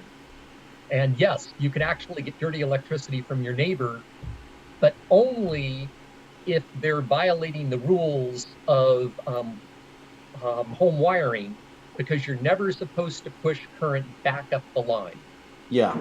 Unless you happen to have a solar system that's generating more power, and then it has to be certified to be able to put power back into the line. But in general, they say no, they do not want power going back up those lines, not only for it creating dirty power that then gets spread out to houses that are around you, but depending on what's pushing power up the line, it can be pushing high voltage stuff up that line. And then when a PG&E guy comes out to work on the line, he fries himself because he doesn't know that you're actually pushing power there when he's turned his power off. Which is why they always say never take your home generator and plug it into your home line directly, because that will automatically push power back up the line, and that can be incredibly dangerous. Oh wow. Oh wow. All right. Whew. I got a lot of reading to do then. I got a lot. I mean, maybe until I own my own house and, I got to worry about this kind of stuff. I'm just a renter. But no, this is really good stuff. So thank you guys. It looks like, Hamad, you're, any more resources that we could read on? There's tons of resources. There's tons of them. I just Googled what is solar UPS. So, that's my start. That's my journey. I'll catch up with you guys. And Hamad's question about solar UPS systems attached with an inverter, yes, those should actually end up with clean power coming out of them. And the inverter is one of the things that should have built into it to clean up that power. Mm-hmm. Great. Well, Ahmad, I hope you got your answer. First coming from what about solar UPS systems? So I hope that was a good start for your resources. But happy to answer more questions. I just want to kind of go back a little bit up to back to Mike actually before we get too far behind. Here, I'll go back to Mike. Yep. So the seamless roaming between satellites has been great. So that's awesome to hear about your Orbi system. And I did mention the LBR20. So coming from the fact that I ran a live event on the LBR20 yesterday, this is a little bit fresh in my head, so I'll tell you a little bit about it. So Mike, right now you're running a mobile hotspot into the Orbi, which is going to work. Your hotspot is going to act as the modem to your router. But let's say, so those are two devices, but let's say you want to just combine it into one. And that is exactly what the LBR20 actually did. So the LBR20 is a router, but it has a nano SIM card slot, so that if you want to use your LTE, let's say from the provider you already have, you have a nano SIM that you're able to get from your cellular provider. All you have to do is just plug it right in, connect the Orbi to power, and it's going to just run directly off of that nano SIM. Unless there's anything else here, that is pretty much the concept of how it works. And it's actually very beneficial to folks who, let's say they have like a vacation home, or maybe they live somewhere rural where their ISP is not the most reliable. So let's say you are somewhere with unreliable internet from your ISP, so you can't trust it all the time. You got to work from home. You got to do your job, right?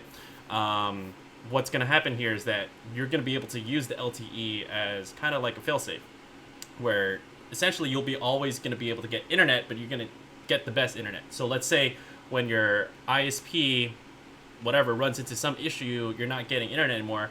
Usually just be like, all right, game over. Like, you got to just wait till it's back up. But what you can do with the LBR20 is that it's actually going to seamlessly switch over to LTE, so that you're actually going to never know when your ISP actually went out. So it's really good for if you want a seamless solution, kind of going back from broadband that you might have back to LTE. Mike, I think in your case, you were running completely off of LTE, so this way you actually, I don't think you're very interested in having a traditional modem set up. But for folks who do have that kind of situation where like my ISP is not the greatest, but I want what else is out there. I can't control the ISPs. LBR20 is a great option. So that's kind of how I could drill it down. I don't know if there's anything I missed here. Not really. The cellular portion of it's designed for, as you mentioned, failover. Mm-hmm. So if you have a standard ISP that you're wired into, and if it happens to go down, it'll fail over to your cellular connection. That way you can continue to use the internet and not have to worry about the downtime. Or if you're in a rural area where you don't have anything from an ISP, then you can use it strictly as a cellular modem router or gateway, like what the MR1100 with an Orbi plugged into it. It puts all of that into one unit and says you have your router and your cellular connection all in one. Mm-hmm. Yep, you're right. So actually, if you still just completely want to depend on LTE, all you have to do is connect it through power. So the nano SIM card slot is going to kind of act as your modem. So just put in the SIM, connect it to power, and now you're running off of one device rather than your mobile hotspot with your regular Orbi router. Your regular Orbi router doesn't have that nano SIM card slot, but the LBR20 does. Yeah. So if the benefits and the LBR20 has 2 cellular antenna connections where you can put additional antennas onto it specifically for the cellular. So you would have better antennas than what like the MR1100 has, because those antennas are actually built into the unit. Mm-hmm. Oh, wow. And actually, you do have beefier components. Actually, that's what I learned from Max yesterday when he mentioned it. So I think a really good analogy is imagine your iPhone hotspot, right? If I turn this on, it'll work just fine for maybe I'm on the road and I need to send a quick email. But the hotspot isn't necessarily built to handle like multiple devices, let alone a whole home of them. So imagine your iPhone hotspot. Now my friend needs to connect, and my other friend needs to connect, and then I got another friend that needs to connect because I have 4 housemates that live in my house right now. And if you're running off of that hotspot, it's just there's a battery built into the hotspot. It's really meant to be like a mobile solution.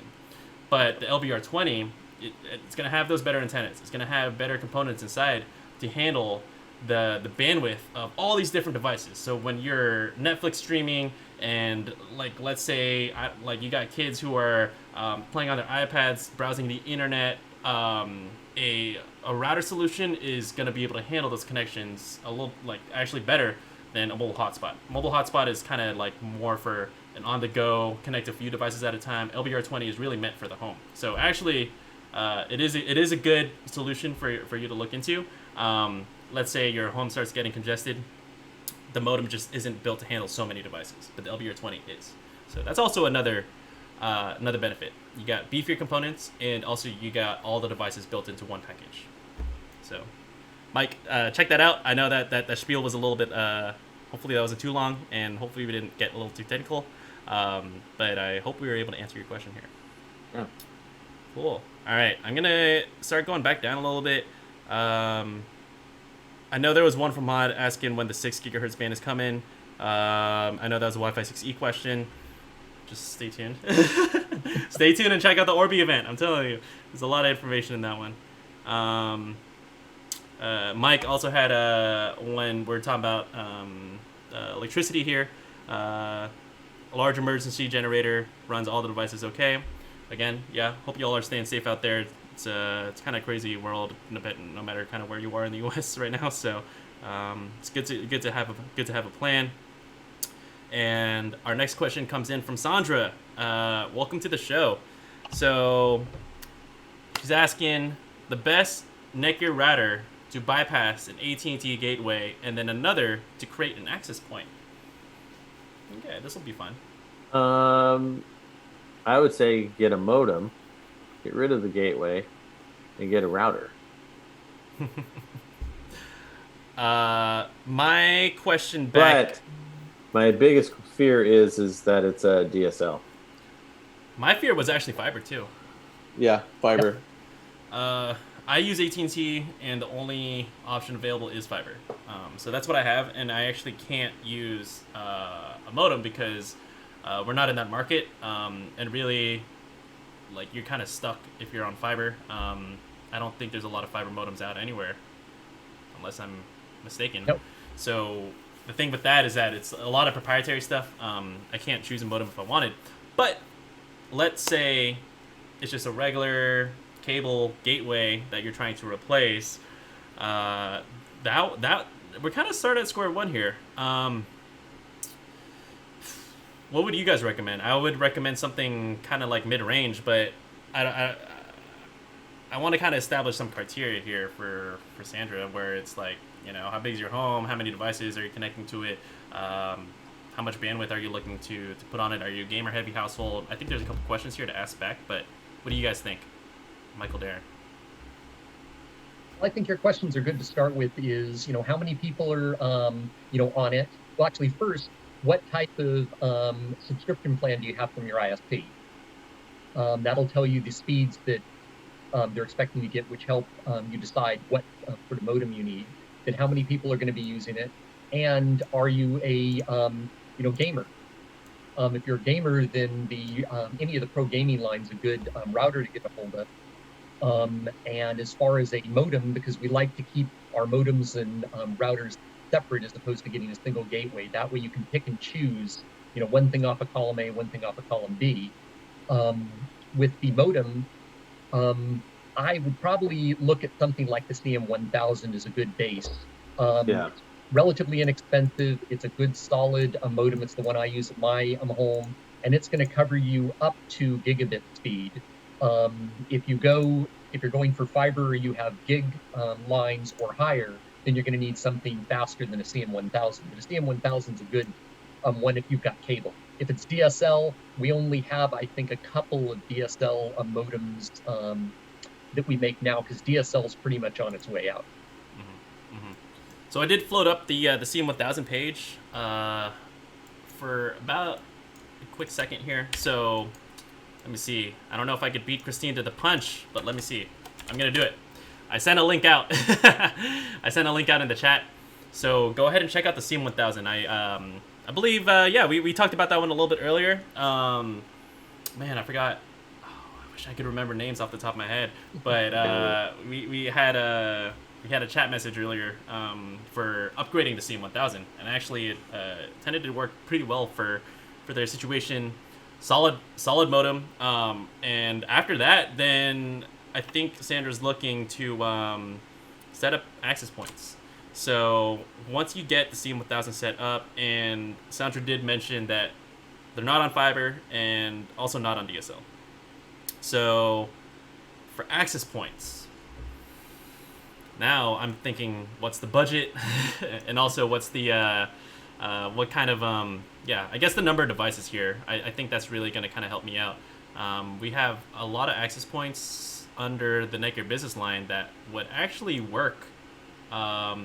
Do they work directly through the modem, or do you still have to, like, let's say, connect the switch or anything like that? If you're running as an access point, then it has to go through a router, because you need something that's actually running the DHCP out. There you go. That's what I was thinking. Yeah. If they're not looking at being a pro gamer, then Orbi might work in there along with the CM1000, because then you have Orbi and you have its satellites, and the satellites are acting as APs.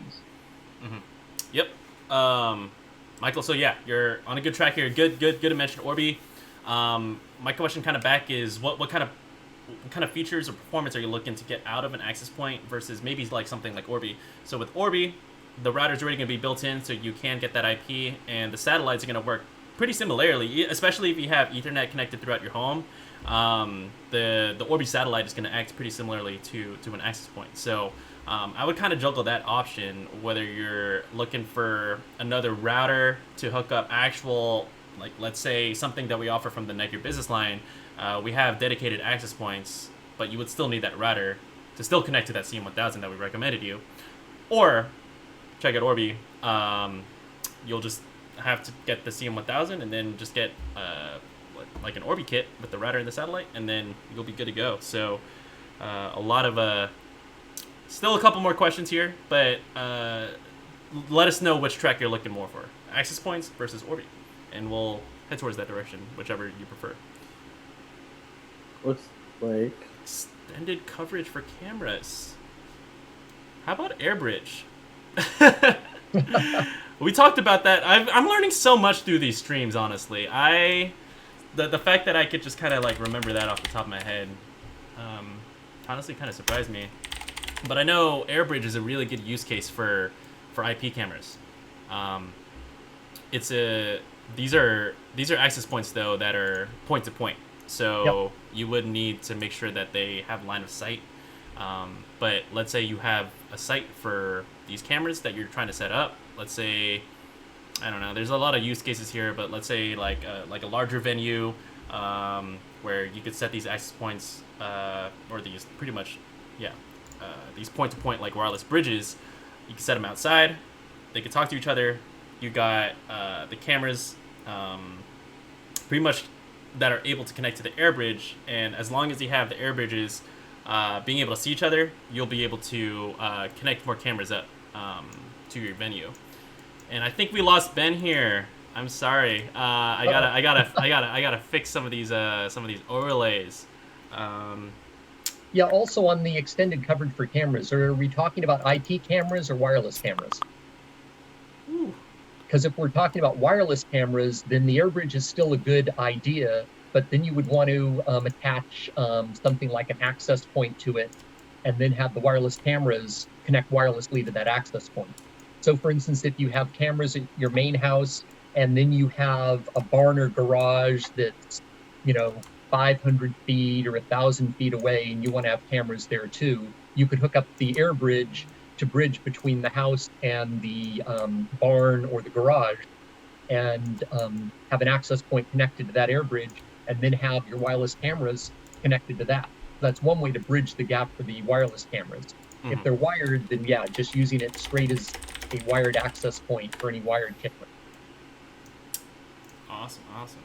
And the AirBridge can go up to, I can't remember, it's more than a mile distance.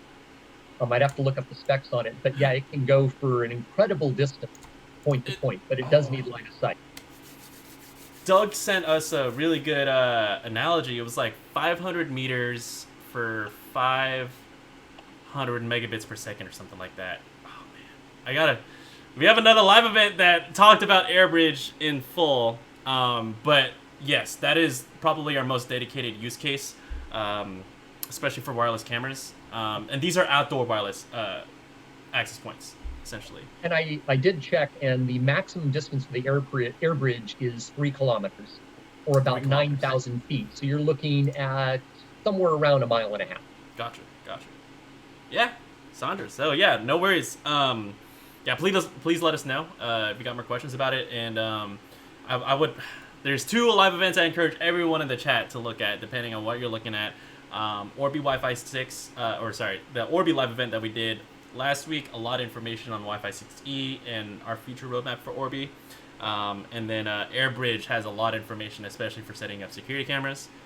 So Sandra, go ahead and check out our YouTube channel. I believe it's extend your network by a mile with the wireless AirBridge. That is the name of the live event, and there's a lot of information there.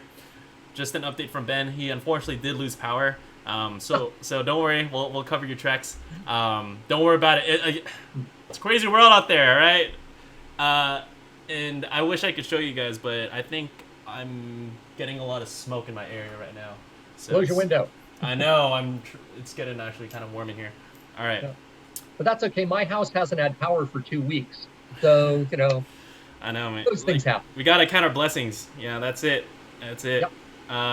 All right, so just want to scroll up a little bit more. So we're actually down to our last 8 minutes. So it actually kind of flew by for me in the last kind of few questions here. So please drop in your questions. You got us until 2 p.m. Pacific time. After that, we're gonna end the show. But we'd love to hear from you guys. We actually had a pretty good roll of questions, going for about 2 hours. So we appreciate it. Thank you very much. All right, so after Sandra, we were able to go back again to DJ G-Boy. Bought an Orbi Wi-Fi 6 router, the RBR850, but I don't see the model number on the website. Is the RBK852 an updated model, or are they both the same? Off the top of my head, the RBR850. So think about like RB is Orbi, and then R is the router. So it only has the router. If you have the RBK852, RB is the Orbi, K is the kits, so it comes with the router and a satellite, and that's where you get the two. It's a 2-pack, a router and a satellite. That's kind of how I translated that nomenclature. Let me know if I got anything wrong. But same hardware, just more units. There you go. Perfect. Thank you, Darren. So yeah, they are same hardware. So yeah, they are technically the same. Just depends if you have the router alone or the router and the satellite. Yep. Cool. And if you're buying the add-on satellite, then that's the RBS. So yep, just to add to that nomenclature, RBS is just the satellite. So if you see RBR, that's a router only. RBS, satellite only. K, the K. Yeah. Cool. All right, and then I'm gonna spin it back to Mike. I know we're about to get down to the 5-minute mark. So Mike was interested kind of comparing his current solution to the LBR20. It seems like it could, like, let's say down the line, if you want to move away from the 2-unit solution, the mobile hotspot, and the Orbi, LBR20, yes, please go ahead and kind of and take a look. So we're able to get a little bit more information. You are LTE only. You do have antennas on the roof already, so it looks like your LTE connection is pretty good. And yes, all you would need to do is get that SIM card. Make sure it's a nano SIM. That is the card slot on the back of the unit. But AT&T should be able to provide that for you, and then after that, you're good to go. So definitely go ahead and check that out. And then Hamad down there, the link of the Orbi as the mobile hotspot. I believe we put in a link to the LBR20. Let me go ahead and actually, I'm going to go ahead and put that in again. I have it up here.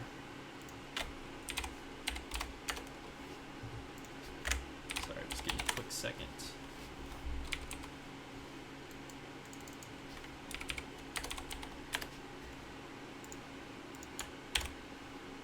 Yes, a nano SIM. So nano SIMs, I'm not too sure actually how standard those are in terms of what your provider can nano get SIMs you. are normal. Yeah? Yeah, you mean for the LBR20? Yep. Yeah, that's the same SIM that's in our phones. Perfect. Yes, so you are correct. Well, thank you, Michael. Mike, yes, a nano SIM. All you got to do is just plug that in, and then we're good to go. All right. I think we're down to the last couple of questions here. Hamad, what band is best for IP cameras? That's pretty much an easy one. If you're talking about the wireless IP cameras, if it's wired, then there is no band. If it's wireless, it really depends on how close your wireless camera is to the base station that it's talking to. If it's connecting directly to your router, how close is it to your router? If it's connecting to a custom base station, how close is it to the custom base station? If it can get a good 5 gigahertz signal and it supports 5 gigahertz, then you want to choose that. You can push more data through on the 5 gigahertz band. But 5 gigahertz doesn't travel as far, and it becomes weaker faster when it goes through walls and objects. So most wireless cameras end up using the 2.4 gigahertz band because they need more range and they don't actually have to push through that much data. But if you're trying to use an HD camera, 4K or higher, if you can do 5 gigahertz band, that would be the best because that's going to try to push through more data. It really depends on the placement of the wireless camera and the base station or router that's trying to talk to. Yep. Awesome. Now that's really good information. I got to shout out your Arlo shirt too. Hey, that's the reason why I know. Exactly. Yes, I gotta just pretty much completely agree with all that. If you could connect to 5 gigahertz, that's the best. Personally, for me, I tend to be in kind of like a larger, like, it's like a 3 to 4,000 square foot home. So the 2.4 gigahertz actually works well for me. But if you connect to 5 gigahertz, yes, you will get better video quality, and it's gonna be a little bit more reliable as long as you're able to pull that signal. All right, so Mike asks you, Michael, just Yep. before I scroll back up. Have you been told you look like John Denver? No, but he's dead, so hopefully I don't now. Oh, y'all are killing me. All right. Okay, last 2 minutes here. I think that we're kind of down to our last question, ish.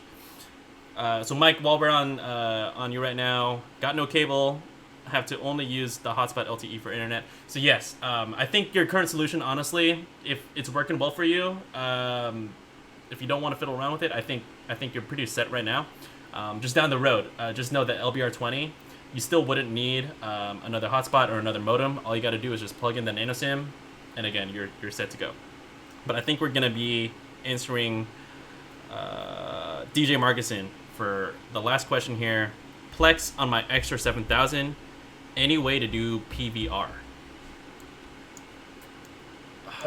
No, because that has to be built into the Plex module. If Plex ever adds it into the module that we have, then you'd be able to do it. But currently, I don't believe that it has that functionality. Mm-hmm. Yeah, I do agree. PVR, is that a video recorder? That's a video recorder. It's basically turning your the software into a digital recording device. DVR. Gotcha.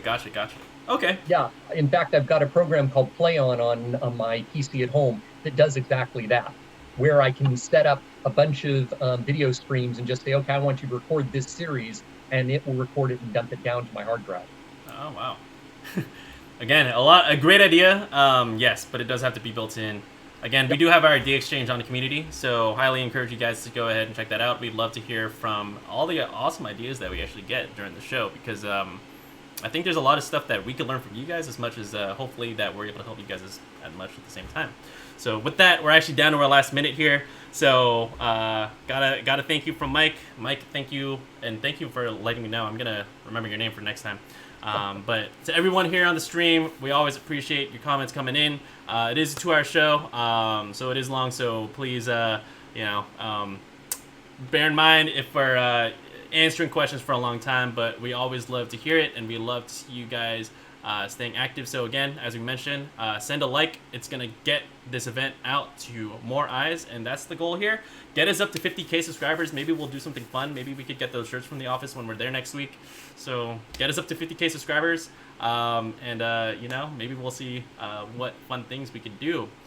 But with that, we have a Tuesday live event coming up. I will tell you right now, it is for the new Mural Wi-Fi photo frame. So that one's going to be a really fun one. And then the next one after, on the following Tuesday, is going to be a really big announcement coming from Nighthawk Pro Gaming. Sorry, Ben, you are cut off, literally. But he'll update you that on the next show. But Michael, Darren, thank you so much for coming. We always appreciate the help and being our guest here on the show. But everyone in the chat, we appreciate it, and we'll see you next time. All right. Bye, everyone. Bye.